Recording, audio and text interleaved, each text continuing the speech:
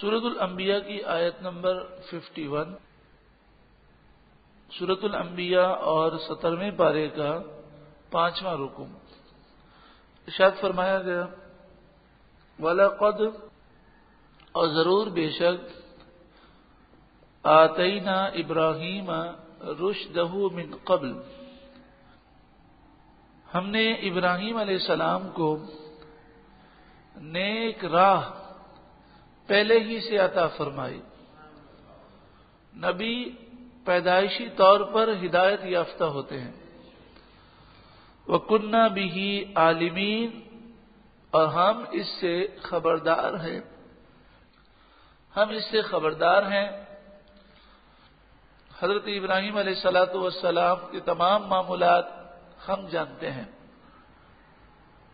بات یہ ہے کہ یہودی، عیسائی اور مشرکین مکہ حضرت ابراہیم علیہ السلام کی عزت کیا کرتے، اور ابراہیم علیہ السلام کی اولاد میں سے ہونے پر وہ فخر کیا کرتے تھے۔ تو بتایا جا رہا ہے کہ ہم ان کے حالات زیادہ جانتے ہیں۔ ابراہیم علیہ السلام نے کبھی شرک نہیں کیا۔ یہودی بھی مشرک ہیں، عیسائی بھی مشرک ہیں، اور مشرکین مکہ بھی مشرک ہیں۔ اذ قال لأبیہ وقومہ، یاد کرو جب ابراہیم علیہ السلام نے اپنے چچا اور اپنی قوم سے کہا ما هذه التماثيل التي انتم لها عاکفون، یہ کیا مجسمے بنائے ہیں تم نے جن کے سامنے تم ہر وقت جم کر بیٹھے رہتے ہو؟ آپ نے شاید کسی ہندو کو پوجا کرتے ہوئے دیکھا ہو تو وہ اس کے سامنے جم کر کئی گھنٹوں تک بیٹھے رہتے ہیں۔ قالوا وجدنا آباءنا لها عابدین، وہ بولے ہم نے اپنے باپ داداؤں کو ان بتوں کی پوجا کرتے ہوئے پایا، یعنی یہ انہوں نے جواب دیا۔ اس کے علاوہ انہیں بھی کوئی بات کا علم نہیں تھا۔ قال لقد كنتم انتم وآباؤكم في ضلال مبين، آپ نے فرمایا بے شک تم اور تمہارے باپ دادا ضرور کھلی گمراہی میں تھے۔ انہیں بڑی حیرت ہوئی، چونکہ صدیاں گزر گئی تھیں، بت پرستی کے خلاف کسی نے بات ہی نہ سنی تھی، تو انہیں بڑی حیرت ہوئی کہ یہ کیا کہہ رہے ہیں۔ قالوا، وہ بولے اجئتنا بالحق، کیا آپ حق کو لے کر آئے ہیں؟ ام انت من اللاعبین، یا آپ ہم سے مذاق کر رہے ہیں؟ قال، ابراہیم علیہ السلام نے جواب دیا بل ربکم، بلکہ تمہارا رب وہ ہے رب السماوات والارض، جو آسمان اور زمین کا رب ہے، الذی فطرہن، جس نے آسمان و زمین کو پیدا کیا، وانا علی ذلکم من الشاہدین، اور میں بھی اس بات پر گواہی دینے والا ہوں۔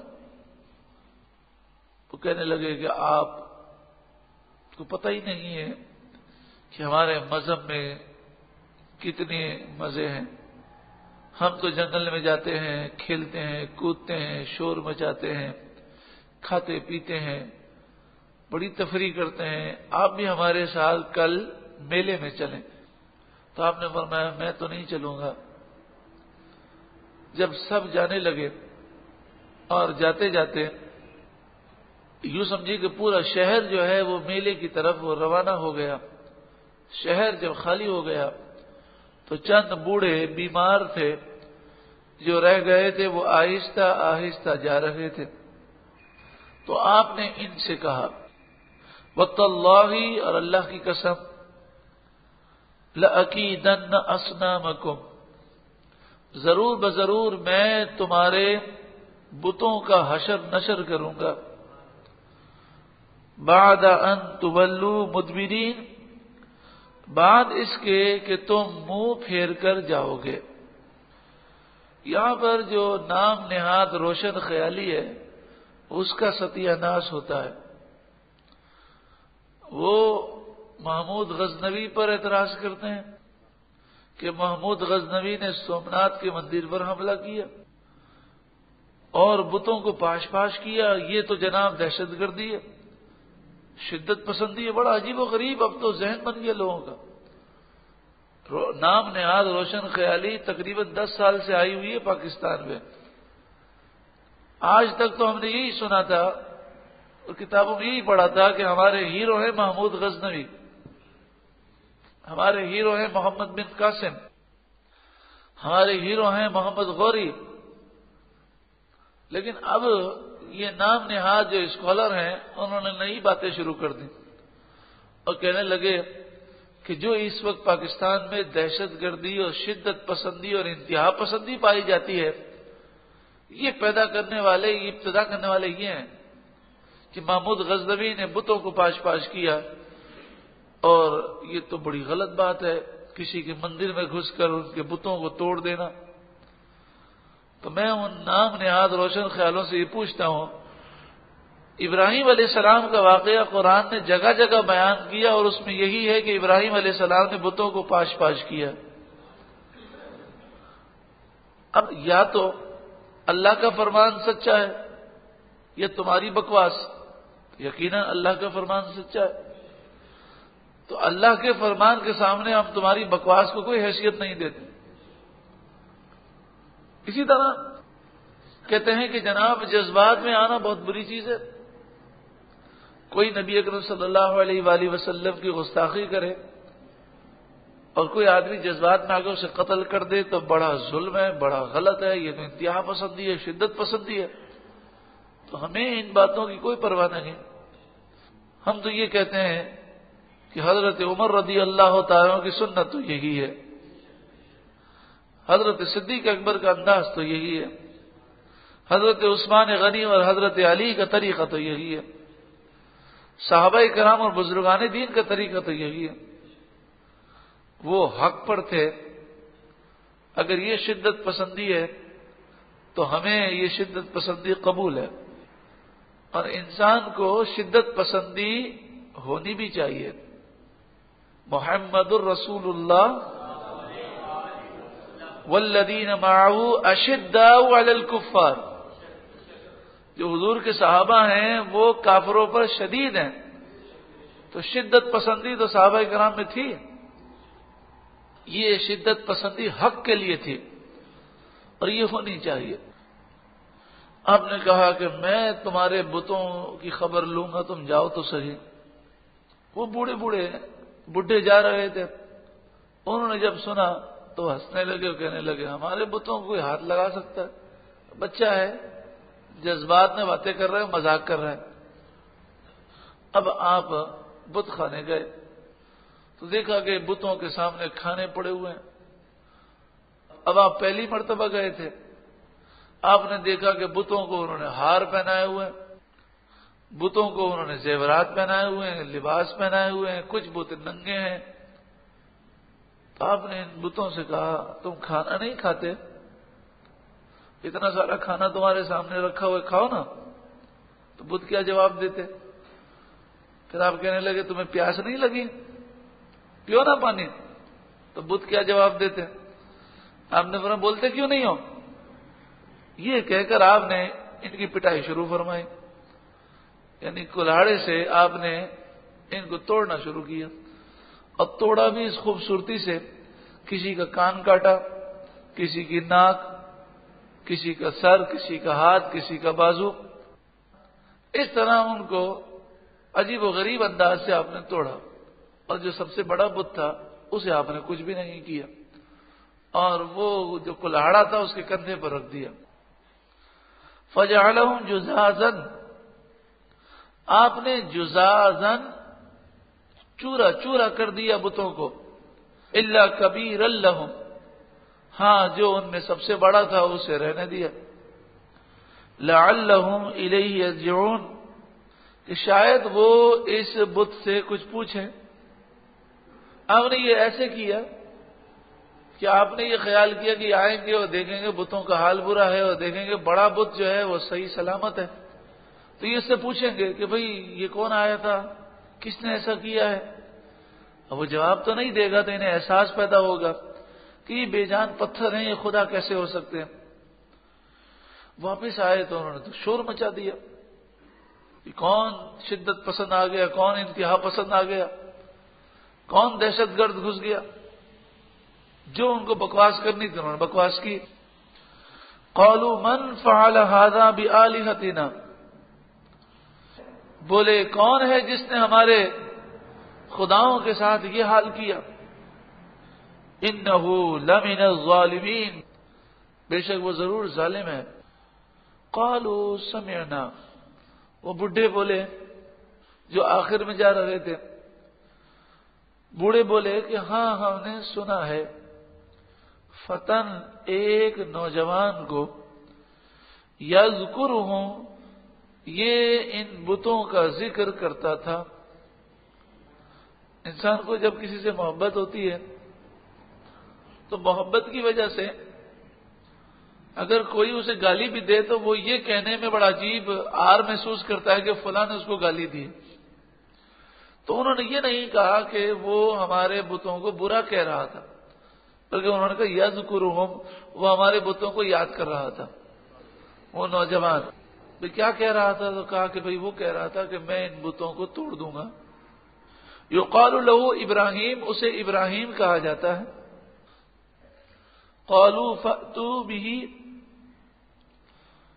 وہ بولے ابراہیم کو ہمارے سامنے لے کر آؤ، علی اعین الناس، لوگوں کی نگاہوں کے سامنے، لعلہم یشہدون، تاکہ لوگ گواہی دیں۔ قالوا، وہ بولے اانت فعلت هذا بآلہتنا یا ابراہیم، اے ابراہیم کیا آپ نے ہمارے بتوں کے ساتھ یہ کیا؟ حضرت ابراہیم علیہ السلام نے جو جواب دیا اس کو سننے سے پہلے یہ سمجھ لیں کہ ایک لفظ ہوتا ہے، ایک اصطلاح ہے توریہ۔ توریہ کا مطلب یہ ہوتا ہے کہ کسی لفظ کے دو معنی ہیں، ہم دوسرے معنی میں وہ لفظ کہیں اور سامنے والا اس کا دوسرا معنی سمجھے، یہ توریہ ضرورتاً جو کرنے میں کوئی حرج نہیں ہے۔ جیسے ایک بزرگ تھے، لوگ ان کے گھر پر بہت زیادہ آ جاتے تھے اور لوگ اتنا تنگ کرتے تھے کہ ان کو اوراد و وظائف پڑھنے کا کوئی موقع ہی نہیں ملتا تھا۔ تو آپ نے اپنی کنیز سے کہا کہ تم یہ کرو کہ دروازے پر گول دائرہ بناؤ اور اس گول دائرے میں ہاتھ رکھو، انگلی رکھو، کوئی بھی آئے تو اس گول دائرے میں انگلی رکھ کر کہو کہ حضرت یہاں نہیں ہے، یعنی اس گول دائرے کے اندر نہیں ہے، اور وہ یہ سمجھے گا کہ حضرت جو ہے گھر میں نہیں ہے۔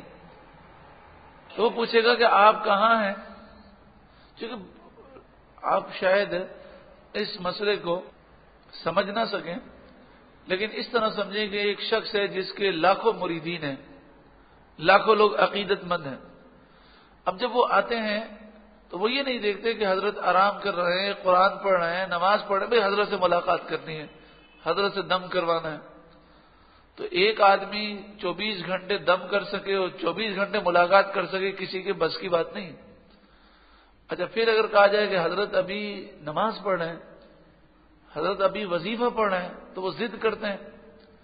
تو آپ نے پریشان ہو کر ان سے کہا کہ وہ گول دائرے میں انگلی رکھنا اور کہنا حضرت یہاں نہیں ہے۔ تو وہ پوچھیں گے نہیں کہاں پر ہیں، ہمیں بتاؤ۔ تو ان سے کہنا حضرت مسجد میں ہے۔ تو مسجد کی دو قسمیں ہوتی ہیں، ایک تو مسجد عرفی ہے جیسے یہ مسجد ہے، اور جو گھر میں نماز کی جگہ بنائی جائے اسے مسجد بیت کہتے ہیں۔ تو کہا کہ تم نیت یہ کرنا کہ گھر کی مسجد میں ہے، تو وہ محلے کی مسجد میں ڈھونڈیں گے، جب نہیں ملیں گے تو وہ آرام سے چلے جائیں گے۔ تو آپ نے یہ توریہ مجبور ہو کر کیا کہ جب لوگوں کو کسی کی تکلیف کا احساس نہ ہو تو پھر یہ مجبوری میں کرنا پڑتا ہے۔ تو حضرت ابراہیم علیہ الصلوۃ والسلام یہ چاہتے تھے کہ یہ خود منہ سے کہیں کہ یہ کچھ نہیں بولتے، یہ کچھ نہیں سنتے، یہ پتھر ہیں، بے جان ہیں. اب یہ چاہتے تھے کہ مشرکین اپنے منہ سے کہیں. تو آپ نے ایک جملہ کہا، وہ جملہ یہ ہے قال بل، آپ نے کہا نہیں بلکہ فعلہ کبیرہم ھذا، یہ کام ان کے بڑے نے کیا ہے، یہ کام ان کے بڑے نے کیا ہے. اب وہ یہ سمجھے کہ یہ بڑا بت ہے نا، آپ کہہ رہے ہیں اس بڑے بت نے یہ چھوٹے بت جو توڑ دیے، لیکن آپ کی مراد یہ تھی کہ اللہ اکبر، اللہ سب سے بڑا ہے، اور ہر کام کرنے والا کون ہے؟ اللہ تعالی. فاعل حقیقی اللہ ہے. فاسألوہم، تم ان سے پوچھو، ان بتوں سے، ان کانوا ینطقون، اگر یہ بولتے ہیں. تو وہ کہنے لگے فرجعوا الی انفسہم، وہ جی میں غور و فکر کرنے لگے. فقالوا انکم انتم الظالمون، بولے آپس میں، یعنی اپنے اندر ان کا ضمیر انہیں ملامت کرنے لگا اور کہنے لگا تم ہی ظالم ہو. ثم نکسوا علی رؤوسہم، پھر وہ اپنے سروں کے بل اوندے ہو گئے، یعنی ضمیر نے ملامت کیا تو ضمیر کی آواز کو انہوں نے دبا دیا اور پھر وہی ظالمانہ گفتگو کی. بولے لقد علمت ما ہؤلاء ينطقون، آپ تو جانتے ہیں کہ یہ بات نہیں کر سکتے. قال افتعبدون من دون اللہ ما لا ينفعكم شيئا ولا يضركم، کیا تم اللہ کے مقابلے میں ان بے جان پتھروں کو جھوٹے خدا بناتے ہو، جو بے جان پتھر نہ تمہیں نفع دے سکے نہ تمہیں نقصان دے سکے. اف لکم، افسوس ہے تم پر، تف ہے تم پر. ولما تعبدون من دون اللہ، اور جنہیں تم اللہ کے سوا پوجتے ہو ان پر بھی افسوس ہے، تف ہے. افلا تعقلون، کیا تم عقل نہیں رکھتے؟ جواب تو ان کے پاس کچھ بھی نہیں تھا. جب آدمی کے پاس جواب نہ ہو تو مارنے کے لیے لگ جاتا ہے، وہ مارنے لگتا ہے. قالوا حرقوه، بولے اسے جلا دو. وانصروا آلہتکم ان کنتم فاعلین، اور اگر تمہیں کرنا ہے تو اپنے خداؤں کی مدد کرو. آگ میں آپ کو ڈالا گیا، آگ کے شعلے آسمان سے باتیں کر رہے تھے. آگ کتنی بڑی ہوگی اندازہ کیجئے کہ سب مل کر 1 مہینے تک صرف لکڑیاں جمع کرتے رہے.